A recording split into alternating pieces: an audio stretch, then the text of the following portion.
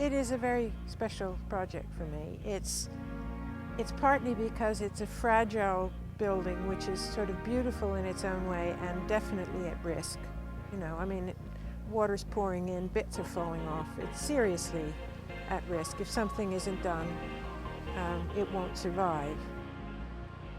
The relationship between those studios and the beach is really breathtaking. Porthmeor is like that. You walk through a little door on the street, and then you find yourself out in this big room with a huge window onto the beach. And the relationship between those studios and the beach, and the way that thing sits on the beach, it is like a stranded whale. It does feel very special to that location. It's kind of tenuous, you know, it's kind of hanging on by its fingernails, which is one of the things that's attractive about it, I think.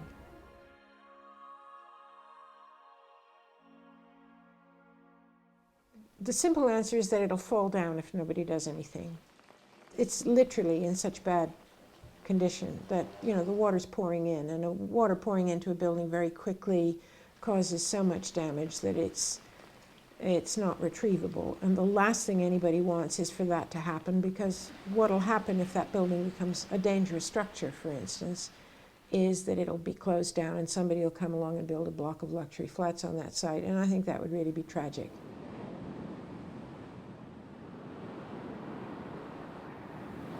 Okay, well, that's the photograph of the existing building.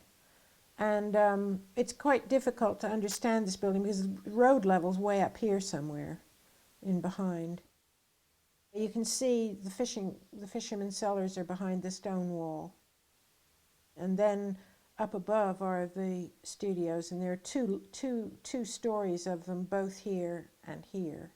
And then a single story of studios across there.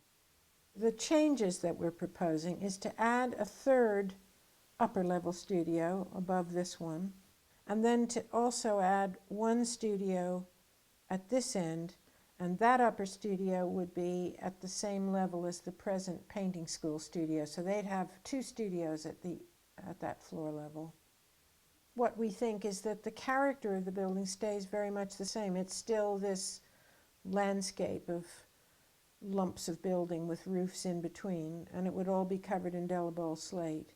And I think its personality would stay very similar, even though we've added space. Well, certainly if you're there in a storm, you know it has a direct connection with nature because it's quivering, literally.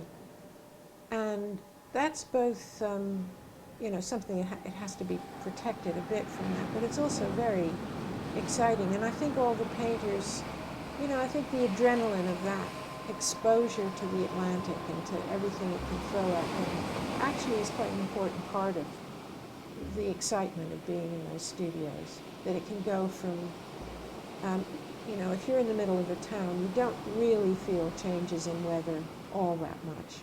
But boy, you sure do at Porthmeor. If the wind direction changes, or the wind comes up, or it gets suddenly colder or darker, you immediately feel it in those studios. They kind of breathe in and out with the kind of light that comes in.